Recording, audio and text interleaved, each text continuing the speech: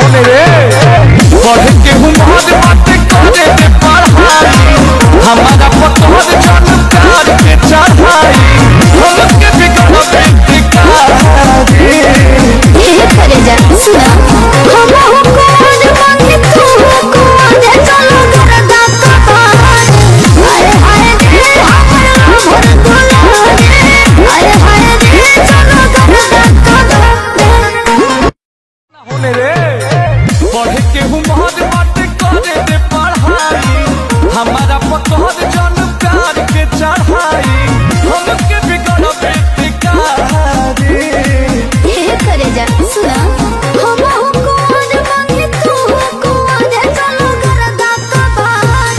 हाय हाय रे हमर भर दुला रे हाय हाय रे चलो घर दा कबार पवन ना होई परेशानिया यह जान